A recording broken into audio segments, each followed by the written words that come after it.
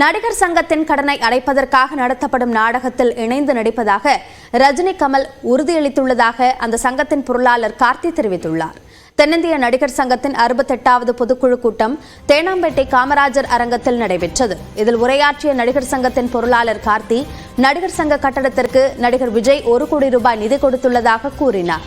விலைவாசி கடுமையாக உயர்ந்துள்ளதால் நடிகர் சங்க கட்டடத்தை கட்டுவதன் சுமை அதிகரித்துள்ளதாக கார்த்தி தெரிவித்தார். கடன் தர 50% வைப்பு நிதி வைக்க வேண்டும் என வங்கி வலியுறுத்தியதாகவும் அதனை திரட்டுவதற்கு 4 மாதம் ஆனதாகவும் அவர் குறிப்பிட்டுள்ளார். சென்னையில் எந்த திருமண மண்டபத்திலும் இல்லாத அளவில் நடிகர் சங்க கட்டிடத்தில் 100 கார்கள் பார்க்கிங் செய்யும் வசதி உள்ளதாகவும் கார்த்தி தெரிவித்தார். நடிகர் சங்கத்தின் கடனை அடைக்க நடத்தப்படும் கலை நிகழ்ச்சியில் நடிகர்கள் ரஜினி, கமல் பங்கேற்று இணைந்து நடிக்க உறுதியளித்துள்ளதாகவும் அவர் குறிப்பிட்டுள்ளார். பெண் கலைஞர்கள் பாலியல் புகார்களை தருவதற்காக பிரத்யேக மின்னஞ்சல் முகவரி, தொலைபேசி எண்கள் கொடுக்கப்பட்டுள்ளதாகவும் குழு அமைக்கப்பட்டு அதன் தலைவராக நடிகை ரோஹிணி நியமிக்கப்பட்டுள்ளதாகவும் கார்த்தி கூறினார்.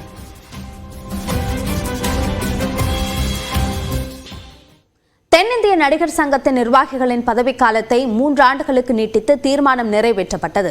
தென்னிந்திய நடிகர் சங்கத்தின் பொதுக்கூட்டம் சென்னையில் நடைபெற்றது. அதில் நடிகர் சங்க நிர்வாகிகளின் பதவிக்காலத்தை 3 ஆண்டுகளுக்கு நீட்டித்து தீர்மானம் நிறைவேற்றப்பட்டது. தற்போதைய நிர்வாகிகளின் பதவிக்காலம் 2025ஆம் ஆண்டு மார்ச் மாதம் 20ஆம் தேதி முடிவடையும் நிலையில் தேர்தல் பணிகளை தொடர்ந்தால் சங்க கட்டடம் கட்டும் பணிகளை பாதிக்கும் என்பதால் பதவிக்காலத்தை நீட்டிப்பது என முடிவு செய்யப்பட்டது.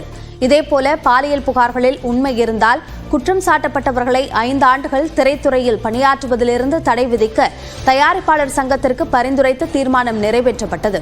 யூடியூபில் திரைத்துறையினர் மற்றும் அவர்களது குடும்பத்தினர் குறித்த அவதூறு பதிவுகள் குறித்து காவல்துறையில் புகார் செய்தால் நடிகர் சங்கம் முழு ஒத்துழைப்பு அளிக்கும் என்பன உள்ளிட்ட 10 தீர்மானங்கள் நிறைவேற்றப்பட்டன. இதனைத் தொடர்ந்து பேசிய நடிகை ரோஹிணி, பாலியல் தொந்தரவு இருந்தால் உறுப்பினர்கள் அதற்கு அடிபணிய வேண்டாம் என்றும் நடிகர் சங்க விசாகா கமிட்டியில் தெரிவிக்க வேண்டும் என்றும் கேட்டுக்கொண்டார். மேலும் பாலியல் பிரச்சினைகளை ஊடகங்களில் பேச வேண்டாம் என்றும் கேட்டுக்கொண்டார். Prevention of these sexual atrocities அப்படின்றதுதான் அந்த பிரிவென்டிவான நடவடிக்கைகள் நாம என்ன எடுக்கலாம் அப்படின்னு கூடி ஆலோசிச்சது நாங்க மட்டும் கிடையாது. வழக்கறிஞர்கள் சுதா ராமலிங்கம், அதன் பிறகு இன்னொரு 2-3 பேரை நாங்க கேட்டுக்கிட்டு இருக்கோம்.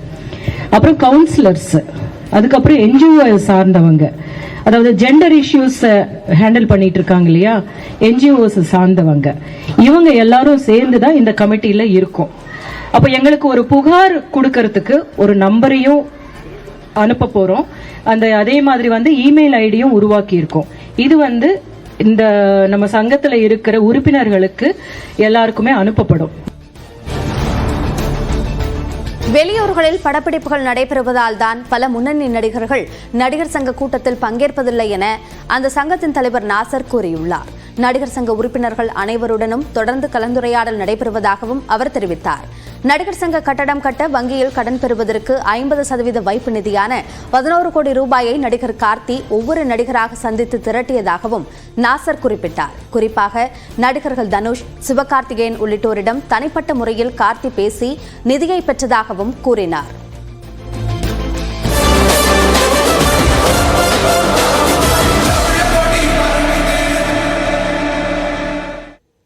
தமிழக வெற்றிக் கழகத்தை ஒரு அரசியல் கட்சியாக பதிவு செய்து தேர்தலில் பங்கு பெற தேர்தல் ஆணையம் அனுமதி வழங்கியுள்ளதாக அக்கட்சியின் தலைவர் விஜய் அறிவித்துள்ளார்.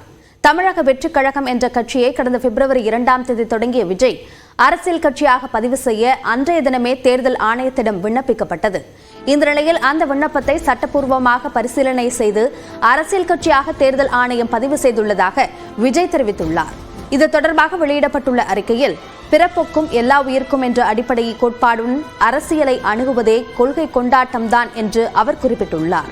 ஆனாலும் முழுமையான கொண்டாட்டத்திற்காக சட்டப்பூர்வ பதிவுக்காக காத்திருந்ததாகவும் தற்போது அதற்கு அனுமதி கிடைத்துள்ளதாகவும் விஜய் தெரிவித்துள்ளார். திசைகளை வெல்லப்போவதற்கான முன்னறிவிப்பாக தற்போது முதற் கதவு திறக்கப்பட்டுள்ளதாகவும் தவேக கொள்கை பிரகடன முதல் மாநில மாநாட்டிற்கான ஆயத்த பணிகள் தொடங்கியுள்ளதாகவும் அவர் கூறியுள்ளார். மாநாடு குறித்த அதிகாரப்பூர்வ அறிவிப்புகள் வரும் வரை காத்திருக்கவும் தொண்டர்களுக்கு அவர் அறிவுறுத்தியுள்ளார். தடைகளை தகர்த்தெறிந்து கொடி உயர்த்தி கொள்கை தீபம் ஏந்தி தலையாய அரசியல் கட்சியாக தமிழ்நாட்டில் வலம் வருவோம் என்றும் விஜய் நம்பிக்கை தெரிவித்துள்ளார். தமிழக வெற்றிக் கழகம் அரசியல் கட்சியாக பதியப்பட்டுள்ள நிலையில் கடலூரில் உள்ள அங்காளம்மன் கோயிலில் அக்கட்சியின் பொதுச் செயலாளர் ஆனந்த் வழிபாடு நடத்தினார். வண்டிப்பாளையம் என்ற இடத்தில் உள்ள அங்காளம்மன் கோயிலுக்கு சென்ற ஆனந்த் சிறப்பு பூஜையில் பங்கேற்று சாமி தரிசனம் செய்தார். அங்குள்ள தர்காவிலும் வழிபாடு நடத்தினார். பின்னர் அவர் பொதுமக்களுக்கு லட்டு வழங்கி மகிழ்ச்சியை வெளிப்படுத்தினார். இதையடுத்து நியூஸ் 18 தமிழ்நாட்டுக்கு பிரத்யேக பேட்டி அளித்த ஆனந்த் தங்களின் கனவை விஜய் நிறைவேற்றியுள்ளதாக மகிழ்ச்சி தெரிவித்தார். விஜயின் தமிழக வெற்றிக் கழகம் அரசியல் கட்சியாக பதிவு செய்யப்பட்ட நிலையில் சென்னை கொடுங்கையூரில் மாநகர பேருந்து பயணிகளுக்கு தொண்டர்கள் இனிப்புகள் கொடுத்து மகிழ்ந்தனர். காஞ்சிபுரத்தில் தமிழக வெற்றிக் கழகத்தினர் பட்டாசு வெடித்து பொதுமக்களுக்கு இனிப்பு வழங்கி கொண்டாடினர். திருவாரூர் பழைய பேருந்து நிலையம் அருகில் 50க்கும் மேற்பட்ட தமிழக வெற்றிக் கழக தொண்டர்கள் பட்டாசு வெடித்து கொண்டாட்டத்தில் ஈடுபட்டனர். தளபதி விஜய் வாழ்க்கை என்ற முழக்கங்களுடன் சிறிது தூரம் பேரணியாக சென்றனர்.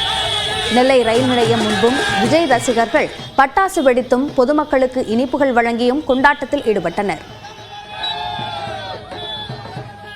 சென்னை கிழக்கு கடற்கரை சாலையில் நீலாங்கரையில் சென்னை புறநகர் மாவட்ட தவிக நிர்வாகிகள் சார்பில் பட்டாசு வெடித்து இனிப்பு வழங்கி கொண்டாடப்பட்டது. இதேபோல திருப்பூரின் பல்வேறு இடங்களில் பட்டாசு வெடித்து இனிப்பு வழங்கியும் தவிக தொண்டர்கள் கொண்டாடினர். மதுரை பெரியார் பேருந்து நிலையம் அருகே பயணிகளுக்கு லட்டு வழங்கிய தொண்டர்கள் மெகா கேக் வெட்டி மகிழ்ந்தனர். கோவை வேளாண்டிப்பாளையத்திலும் தமிழக வெற்றிக் கழகத்தினர் பட்டாசு வெடித்து இனிப்புகள் வழங்கி கொண்டாடினர். இதனிடையே விஜய் கட்சியின் முதல் மாநாட்டிற்கு 33 நிபந்தனைகளுடன் காவல்துறை அனுமதி அளித்துள்ளது. தவேக மாநாட்டால் தேசிய நெடுஞ்சாலையில் பாதிப்பு ஏற்படக்கூடாது என்றும் போக்குவரத்திற்கு நெரிசல் ஏற்பட்டால் முழு பொறுப்பையும் நிர்வாகிகளே ஏற்க வேண்டும் என்றும் நிபந்தனை விதிக்கப்பட்டுள்ளது. காவல்துறை அனுமதித்த இடத்தை தவிர வேறு இடங்களில் வாகனங்களை நிறுத்தக்கூடாது என்றும் காவல்துறை தரப்பில் தெரிவிக்கப்பட்டுள்ளது. இது தொடர்பான கடிதத்தை விழுப்புரம் காவல் துணை கண்காணிப்பாளரிடமிருந்து தவேக நிர்வாகி பெற்றுக்கொண்டார். முன்னதாக மாநாடு தொடர்பாக 23 கேள்விகளை தவேகவிற்கு காவல்துறை எழுப்பியிருந்தது குறிப்பிடத்தக்கது. மருந்தை போன்று மருத்துவ படிப்பும் அரசு பள்ளி மாணவர்களுக்கு கசப்புதானே என்ற நினைப்பை மாற்றி சாதித்து காட்டியிருக்கிறார் ராணிப்பேட்டை மாவட்டத்தைச் சேர்ந்த மாற்றுத்திறனாளி மாணவி. யார் அவர்? பார்க்கலாம் இந்த தொகுப்பில். 5க்கும் 10க்கும் கூலி வேலை பார்த்தாவது நம்ம பிள்ளைகளை படிக்க வச்சிடணும். நாம கஷ்டப்படுற மாதிரி நம்ம குழந்தையும் துன்பப்படக்கூடாது என ஒவ்வொரு பெற்றோரும் நினைப்பதுண்டு. இப்படித்தான் கணவனை இழந்தாலும் கூலி வேலை பார்த்து தனது மகளை மருத்துவராக்கி அழகு பார்த்துள்ளார் ராணிப்பேட்டை மாவட்டம் எஸ் கொளத்தூரைச் சேர்ந்த ஏழை தாய் சரசு. இவரது மகள் யோகேஸ்வரி நீட் தேர்வில் முதல் முயற்சியிலேயே வெற்றி பெற்று சென்னை ஸ்டான்லி அரசு மருத்துவக் கல்லூரியில் மருத்துவம் படிக்க தேர்வாகியுள்ளார். திருமால்பூர் பெண்கள் உயர்நிலைப் பள்ளியில் 10ஆம் வகுப்பும் ராணிப்பேட்டை மாதிரி பள்ளியில் 12ஆம் வகுப்பையும் படித்து முடித்துள்ளார். செங்கல் சூளை, பயிர் நடவு, களையெடுத்தல் போன்ற கூலி வேலையில் தனது தாயின் இன்னலை பார்த்து அணுவணுவாய் கஷ்டப்பட்ட இவர் அவரது மருத்துவக் கனவை நினைவாக்க புத்தகத்தை கையில் தூக்கினார். தடைக்கற்களை படிக்கற்களாக மாற்றி வென்றிருக்கிறார் மாணவி யோகேஸ்வரி. பள்ளியில் வழங்கப்பட்ட நீட் தேர்வுக்கான பயிற்சி, ஆசிரியர்களின் ஒத்துழைப்பு ஆகியவை தனக்கு எட்டாக்கணியாக இருந்த மருத்துவ படிப்பிற்கு வெற்றிக்கணியை பறிக்க உதவியதாக மாணவி யோகேஸ்வரி தெரிவித்துள்ளார். நான் நீட்டுக்காக ஸ்டெப்பனம் ஒதுக்கி படித்தது 1 மந்த்து தான். 1 மந்த்து ப்ளஸ் ஒரு 10 டேஸ், ஒரு 40 டேஸ் தான் இருக்கும். ஸோ அப்போ தான் நான் நல்லா படித்தேன். எங்கள் டீச்சர்ஸுமே ரொம்ப சப்போர்ட் பண்ணாங்க. அம்மா கல் இருக்கிற வேலை அந்த மாதிரி வேலை தான் பார்க்குறாங்க. டெய்லியுமே அவங்க படுற கஷ்டத்தெல்லாம் சொல்லுவாங்க. ஸோ அவங்கள மாதிரி நான் கஷ்டப்படக்கூடாது அப்படின்றதுக்காக நான் MBBS படிக்கணும் அப்படின்னு சொல்லிட்டு ஒரு முடிவு பண்ணேன். மகள் யோகேஸ்வரி தனது கனவை நிறைவேற்றி விட்டதாக தாய் சரசு கண்ணீர் மல்க தெரிவித்துள்ளார். என்ன மாதிரி நிறைய பேர் கஷ்டப்படுறாங்க. அவங்க பசங்களும் இந்த மாதிரி நல்லா படிக்கணும், நல்லா டாக்டர் சீட்டு கிடைக்கணும். எங்கள் பாப்பாவுக்கு டாக்டர் சீட்டு கிடைச்சிருக்குது ஸ்டான்லி ஹாஸ்பிட்டலில். இன்றைக்கி டாக்டராக இருக்கா. எனக்கு ரொம்ப சந்தோஷம். அந்த சந்தோஷம் என்ன மாதிரி இருக்கிறவங்க மற்றவங்க சந்தோஷமாக இருக்கணும். பெண் பிள்ளைகளுக்கு படிப்பு எதற்கு என கூறும் தங்களது ஊரிலேயே நான் தான் முதல் மருத்துவ மாணவி என பெருமிதத்துடன் தெரிவித்துள்ளார் யோகேஸ்வரி.